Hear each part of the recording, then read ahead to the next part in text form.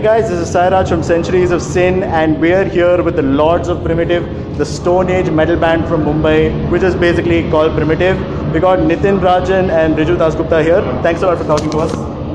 Cheers, man. Hey, Sairaj. Cheers, man. Good to be here. Yeah. So, we're basically at the Vapor Pub and Brewery in Bangalore, where Primitiv are promoting their debut album, Immortal Vile, a huge chunk of heavy doom, basically Stone Age metal. So, guys, tell us, how advanced or different is the Immortal Vile album from the, from whatever you've recorded in the previous year, like Taurus and Lords of Primitiv?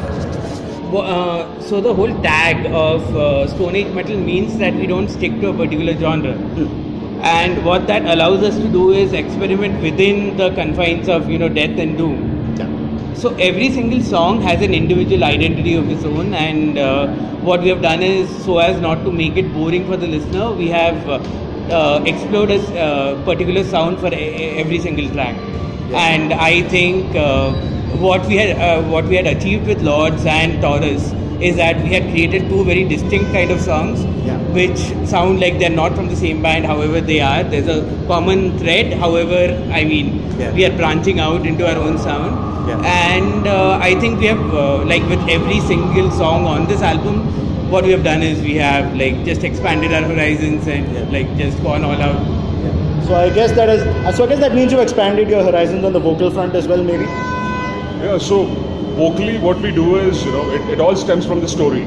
Yeah. So the story, once Riju writes them, we read it, and then there's a certain treatment we give it. So be it the riffs, the way we compose the riffs, and the stories, lead me to experiment with vocals or be minimal, So that sets the tone. Yeah. So what I've noticed is the whole concept of Primitiv is based on basically the concept of primitive time with old gods and ancient temples and all that stuff. So I'm just wondering, are there any literary works of fiction or maybe non-fiction that may have inspired these concepts, like how horror inspires ALBATROSS, for example? Absolutely. I'd like to correct you there. It's not set in the past, it's set in the future. What has happened is there's been a nuclear holocaust. Humanity has been wiped out with our own devices, with nuclear weapons and all of that. And man is rediscovering the ways of old. Now, currently, one tends to believe, you and me, educated people like us, we tend to believe there are no gods and stuff like that. What if man has to relearn the ways of the past, and he discovers that there were gods at one point in time in history, and you can invoke them again and they can be brought again into our realm. Similarly, this is set in the future. So what if instead of, this building has a security guard. What if instead of a security guard, this was guarded by a robot, a being with artificial intelligence. So you have robots, you have gods, you have, because of nuclear radiation, you have creatures who have mutated into, different kinds of beings, so to speak. So it's like a fucked up world, but you are... man exists in sync with these beings in this world. Because that's kind of unique, because whenever we talk about the future in not only metal but any kind of music, people tend to think about this sort of sci-fi angle where this, the singularity occurs and everything is roboticized. So I think that's the new angle you put into it, going back to the Stone Age.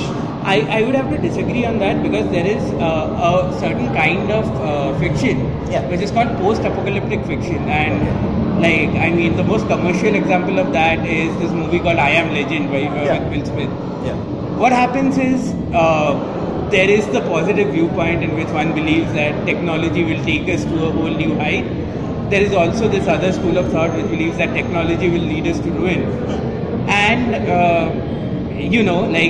there's this theory which says that even if there's a nuclear holocaust, cockroaches survive.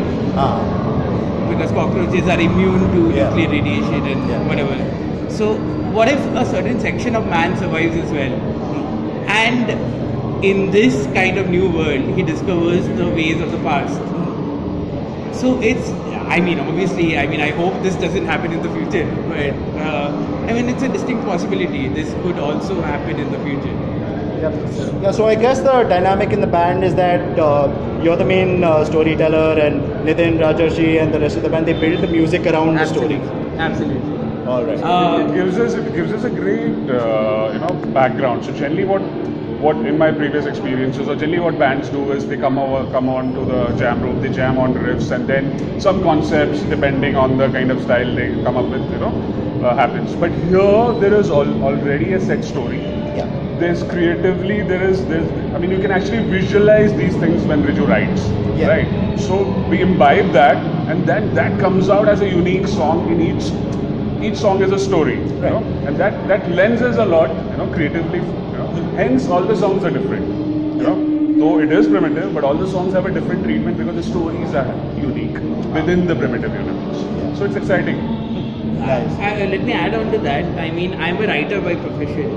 Yeah. And copywriting as a profession hasn't existed, before the 1950s or maybe something like that. Yeah. So, I've always wondered what these guys used to do back in the day. And I'm an atheist. I don't believe in God as such. I have always believed that the copywriters of the past wrote religious works where they created their own gods. And I'm like, fuck, I'm missing out on this stuff. Let me create my own gods. That makes a lot more sense. Yeah, so maybe the religion of Primitiv will come up in about like 1,000 years. In fact, see, this also lends beautifully to the artwork. If you see the first two artwork which we released with our singles, because we purely believe in a representation of our thoughts besides music. So they were gods. So Taurus is a god, and similarly Lords of Primitiv has some story around it. And this time for the album Immortal Vile, we got in touch with Rahul Chako and we've actually briefed him, we've discussed with him, and we came up with this whole concept where all the gods, are bowing down to Gondrod, which Riju has created this god-gobbling super god or something of that sort. The god of gluttony. I would say that gluttony is man's driving force in this capitalistic kind of world. Everybody wants to be famous, everybody wants to be rich, and eat and drink and party. Both of us are totally the proof of that. So are we. Okay, go on. Totally, man. So it's a representation of capitalism while but not in the same way, like fuck religion, fuck politics, I don't want to do that. Yeah. So it's a way of saying fuck religion and fuck politics, but in a more subtle way, So, getting back from this fantastical world into the music, what I've noticed while researching about Primitiv is that you guys have played less college fests and more metal fests, because what happens with many bands is that they go through the college gig circuit and then they get on the various metal gigs. But what I've noticed is you played less college fests and more metal fests like Dominion and Domination. Domination Death Fest and Steel Will Rule and all those other metal fests. So do you think that is part of a changing landscape in metal gigs, that is no longer confined to colleges, but independent people are coming up with so many properties like that? See, over here, what is really happening is college gigs have taken a backseat a little bit in the last couple of years due to the EDM boom. So it's easy to afford a DJ with a pen drive rather than get a band and get a huge sound system and infrastructure and so on and so forth. This is just our pure basic observation. But us, though we are open to any kind of gigs which come to us, but we've been tapping the underground metal scene, and our desire has been to go far and wide. We played in Jaipur, in Kolkata, and reach out the audience over there who are really hungry for underground metal.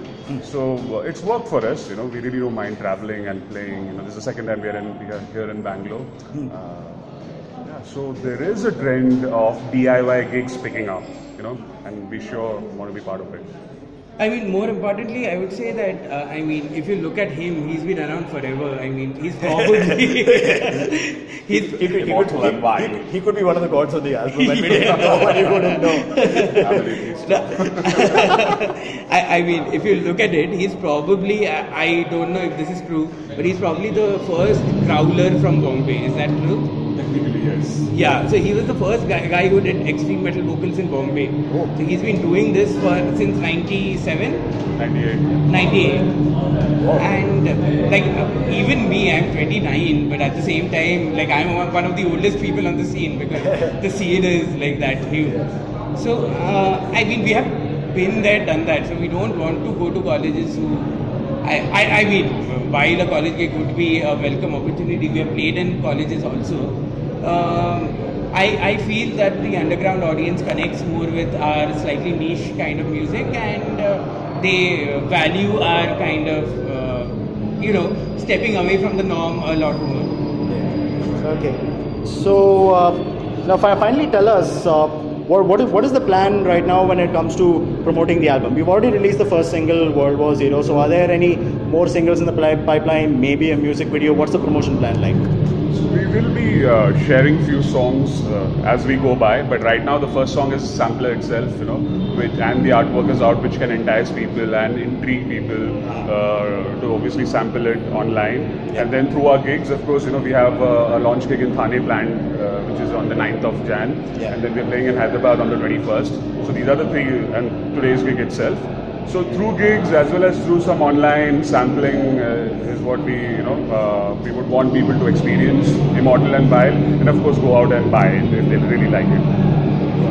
So does that mean there's going to be like a limited pressing of CDs, and you may be focusing on more digital downloads?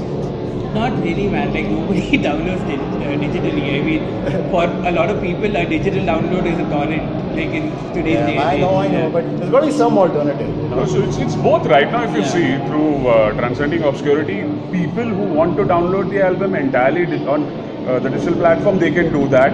But people who value artwork, the inlays, the lyrics, and they want the entire package around it. I mean, those are your hardcore fans. They can go for the fan packs, which is extremely limited. And others who are really believe in the digital platform can go ahead and download it, of course, for a fee. Yeah, because the thing was, I met Sunny from Bhayanak Moth like about a year back, and I asked him why this awesome booklet that came with the Man album wasn't published, and he told me that there just wasn't much, that there wasn't just much point to it. There would be too much money to like put into printing the entire thing, which is more than 100 pages, and that it would only be available digitally. So I was only wondering if there is a shift going on from album to digital, even though the album inlays are very precious. I would have to, I mean, in their case, they had 119 pages, if I'm not mistaken. Yeah. We have 8 pages. So yeah, there's a marked shift like that. We cater to a certain audience which buys CDs and which values the physical product more than the digital product.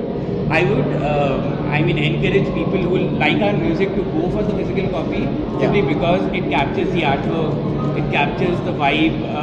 We have put in a lot of effort into making the whole package exclusive. There's a badge which you can also get. There's a T-shirt, and what else is there? There's a poster. There's a poster. Yeah. There's a poster with a write-up. It's not your standard poster. It describes the primitive world in a gist. So. I mean, for us, it's not just music. So the concept around it, the art around it, the stories. So if you really want to treasure that, the physical look and feel, where you can actually touch and feel the product, works way better than, of course, just listening to it online, which you can do anyways. SoundCloud, through YouTubes and all that. But if you It's like a work of art. For example, if there's a statue, you can always have the image of the statue on your computer. Yeah. If you really want to own it, the physical product, it has to be in your house. Awesome.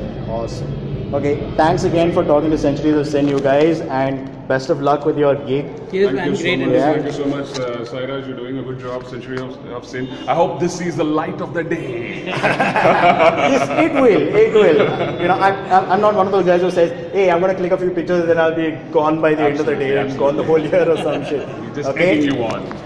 Okay, thank you. So guys, Primitiv, Immortal and Vile, catch it on Transcending Obscurity, get the whole fan pack, badges, posters, all this shit. Thank you for listening to Centuries of Sin. Cheers. Hey guys, thanks a lot for tuning into another video by Centuries of Sin. If you liked what you saw, why not like, share and subscribe? And if you want to check out more videos, articles, photos and cool heavy metal content, be sure to check out our main blog on WordPress as well as our Facebook, Twitter and SoundCloud. See you next time.